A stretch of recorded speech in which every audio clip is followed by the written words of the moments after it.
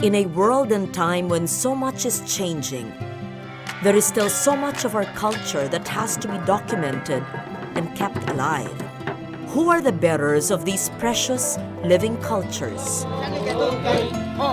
How do they pass on a knowledge transmitted through the ages?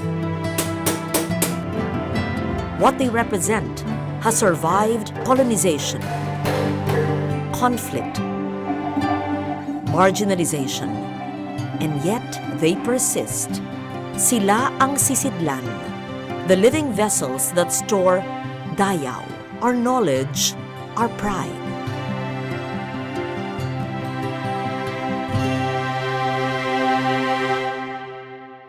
Our series on the culture bearers, our Gawad Manlilikhang Bayan awardees or Gamaba continues.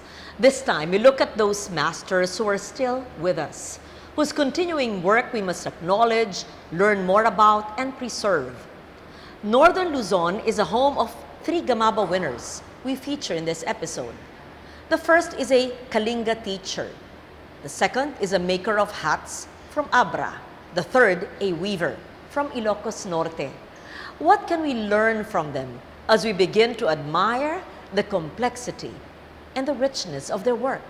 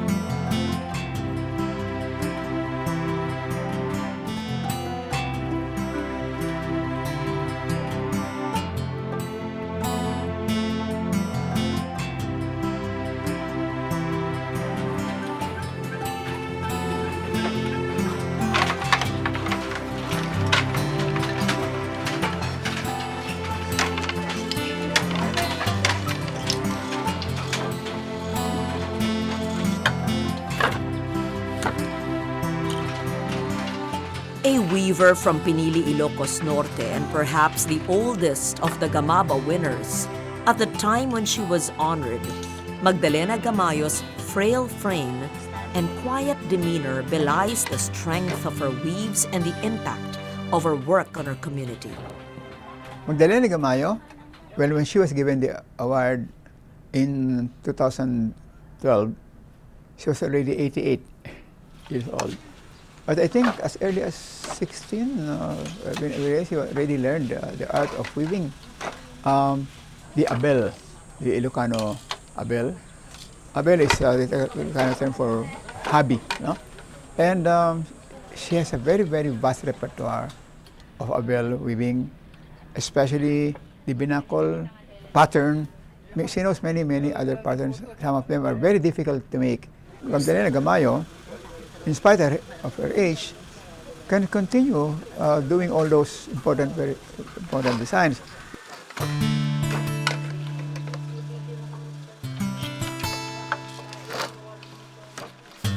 Gamayo specializes in the weaving of the hardy cotton fabric called abel by the Ilocano.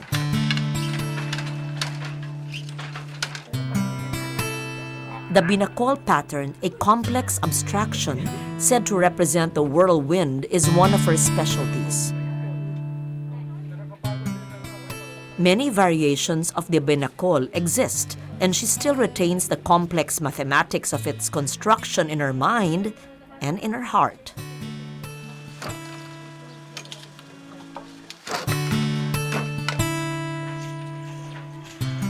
But for a skill to survive, there is a need for base raw material of her choice, kapas or locally grown cotton. Isu tadi ma'am adunga kulay na panait di tabanggar kapag datangan mo.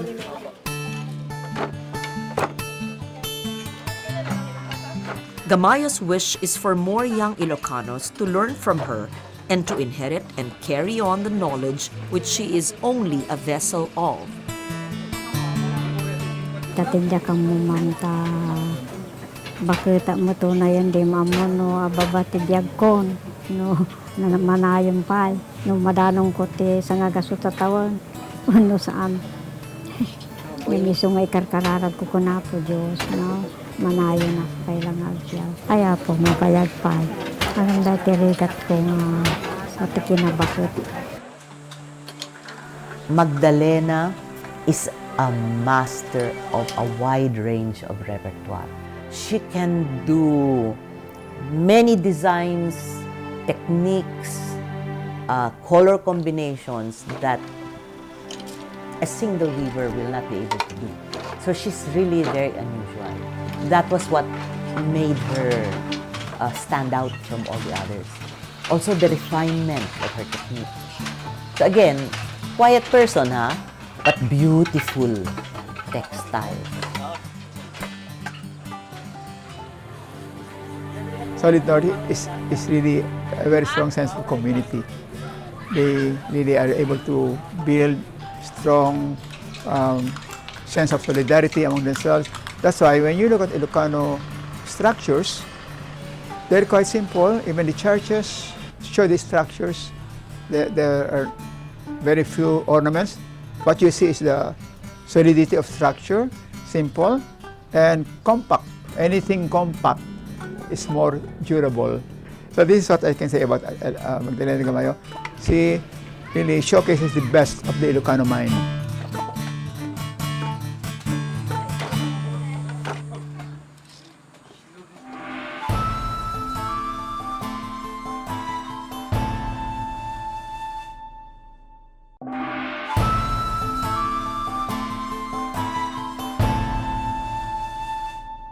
In the work of Magdalena Gamayo, we see how physical frailty and age have not hindered her from continuing to weave and to teach. In the work of Teofilo Garcia of Abra, we see how a close relationship with nature can shape a practical object of endurance and beauty.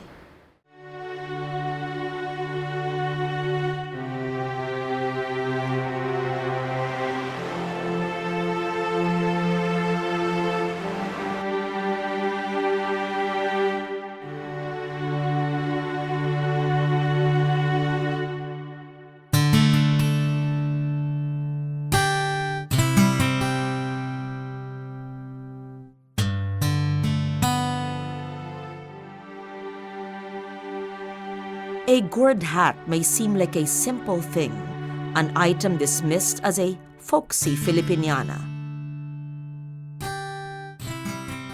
But in the creations of Teofilo Garcia, an Ilocano living in San Quintin, Abra, the gourd hats or tabungao that he creates are a result of agricultural knowledge, time-honored and functional design, and simple but pleasing aesthetic sensibilities. What others may see as just a hat is in fact an object that shows just how deeply traditional Filipino craftsman was attuned to his environment. For Garcia, it all begins with growing the perfectly spherical upo. Duwa nga klase ti panagara ti marami na kalulog. Para ti manalo, simple laeng. Tabungaw, oser, way, dansa. Ti may kadwa, para ti opisyal, ang rugimot lang ti tabungaw, poser, way, mito, ken barnis. Dahil ti pagmulaan,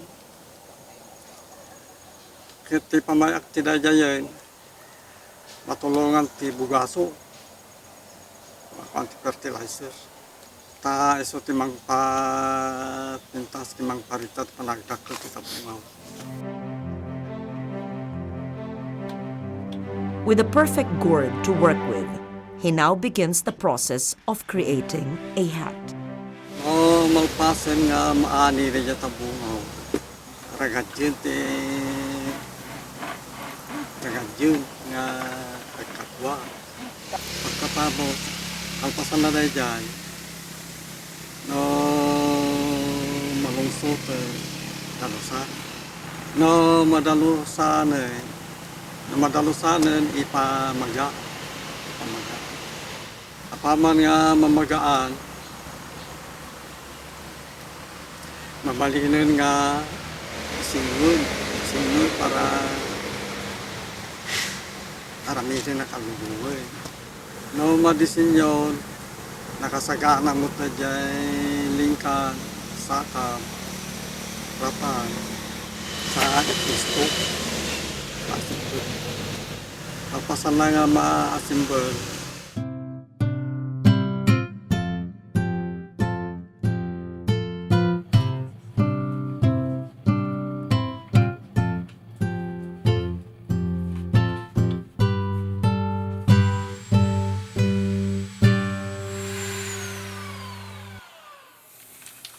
So, mati pa na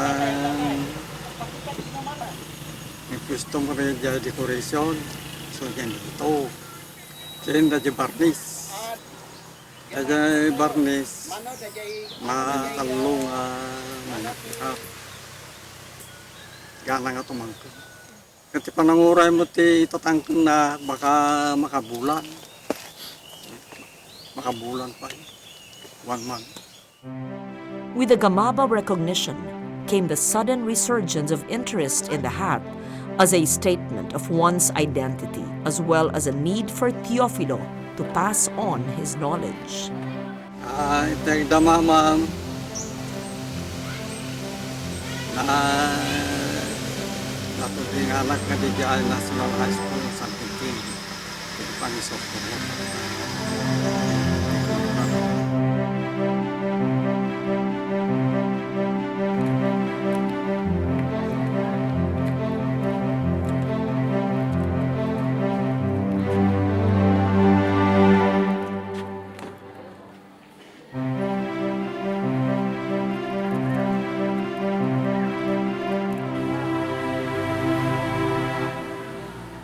You know, it's very rare that you find a person who becomes interested in one seemingly curious item, a hat, no, made of gourd, and you know, he single-handedly was able to really master the skills necessary for making very strong hats.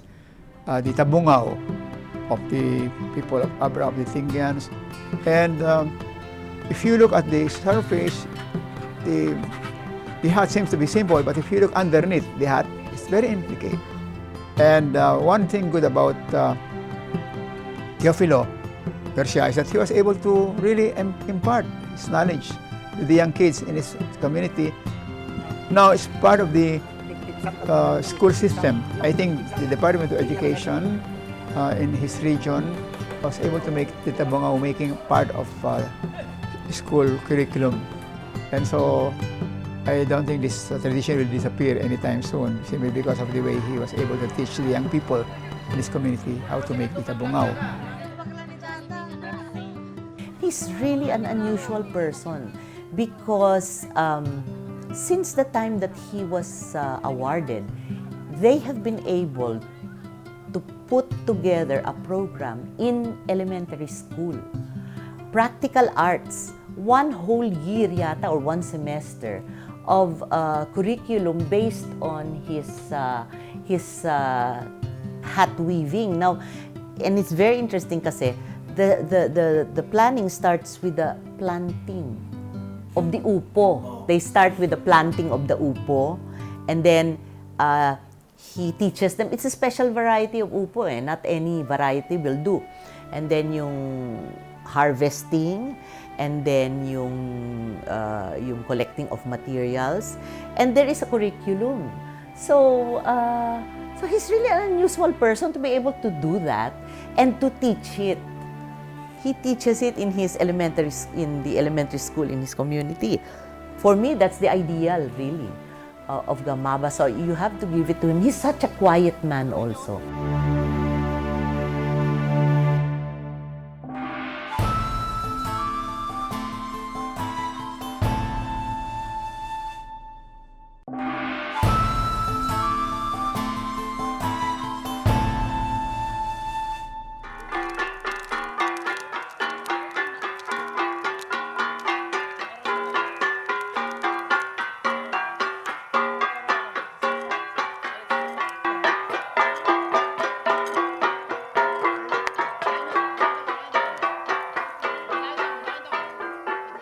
Alonzo Saclag was given the award in the year 2000 because he was a dancer, very good dancer.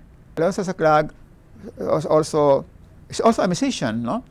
He knows how to play the nose flute of the Kalinga, gangsa, the kolitong of the Kalinga, and many other instruments of the Kalinga. So he's a master of the musical instruments of the Kalinga and of the dances and architecture. Indeed, Saclag, a native of Lubuagan, is very different from the other Gamaba masters in that he is devoted to preserving not just a particular aspect of his culture. His passion covers dance, music, chanting, architecture, spiritual and social rituals of the Kalinga. The Awichon village in Lubuagan is his own tribute to the Kalinga culture he grew up loving. Para ma-preserve ang kultura, sa sarili kong gastos, ginawa ko na ito. Bumili ako ng lupa dito. Walang tao dito noon at walang tubig dito. Kaya parang itong lugar na ito ay plateau, parang mesa, Awichon mesa. Yan. So ginawa ko ito at my own expense.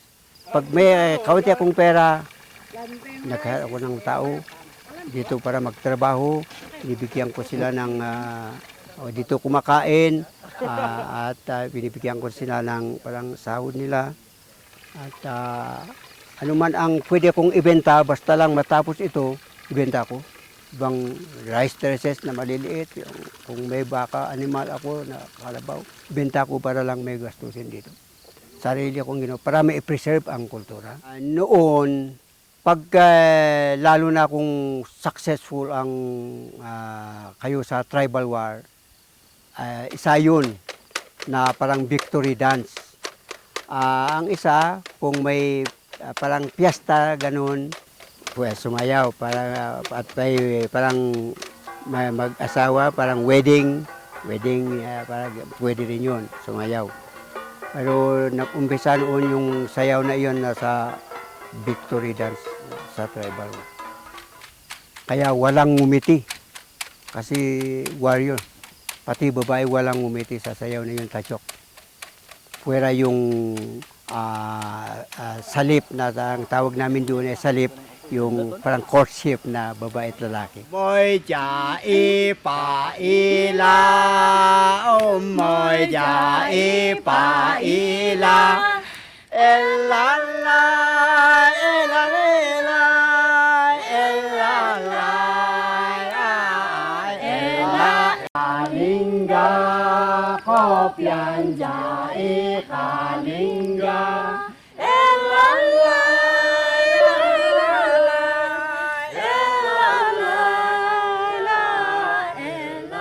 Nung bata ko, interesado ako sa sound ng gang. Pati yung mga kanta namin, mga parang yung ballad, yung mga victory song, yung kanta para sa namatay na matanda, yun mga salidumay, ganun. At hanggang lumaki ako, yan pa rin ang kwan. So, nung nag-aral ako, parang palagi akong naughty. Parang gusto ko yung moving. So, hindi ako nakapag-graduate ng college dahil foolish nga ako, naughty ako noon. Pero pagdating sa dance, kanta, magaling ako doon. Kaya inisip ko na yan na yata ang gift ko kay Lord. Kaya hindi parehas ang gift ni Lord sa mga tao. Lalo dakon Ilocos. In Alonzo Saclag, we see a Filipino who is passionate about the preservation of all aspects of his culture, and the passion, even at his age, seems unabating. The establishment and training of the Kalinga Budong dance troupe he established is easily the most accessible form of learning for both his Kalinga participants and his eager audience. Ay, ay,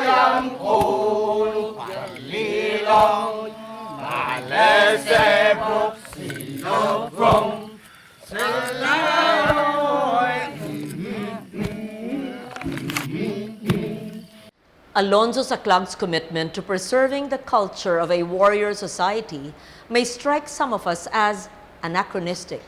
What is he truly reviving? Courage, cultural pride, the memory of a journey that as people have taken from being members of a tribe to being part of a nation. Rasa kinta ipapas, la la la la la. That through hell and high water, he holds these huge festivals and workshops in Kalinga. And that means he's a good organizer. He calls together not only his community, but now I think neighboring communities. They come together, they have their festivals, and they compare and contrast, and they do this all in the spirit of oneness. Now, in the Cordilleras, this is very important. No? There are few people that can call together such groups. And so the fact that he calls them, and then the topics, sometimes it's for an instrument making festival, sometimes it's for a dance festival, sometimes it's for singing. But I have on several occasions marveled at the fact that he is capable of doing this. It's hard to do. Yeah.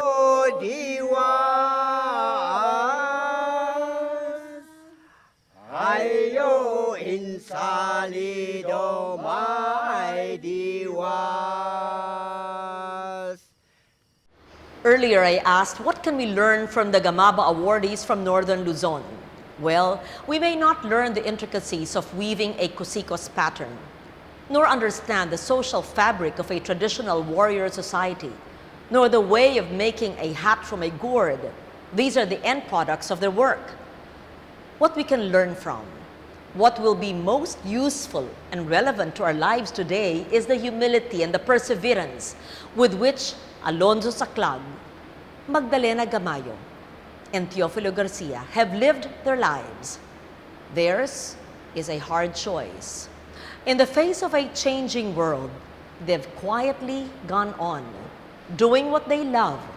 They sought no acclaim, no recognition, no honor from a world that has yet to learn how to look and value what they stand for. Yet, slowly but surely, the recognition has come. The state, through the National Commission on Culture and the Arts, has seen to that. It is up to us now to acknowledge the gift that they have given us and to say thank you for choosing to be bearers of Dayaw, our knowledge, our pride.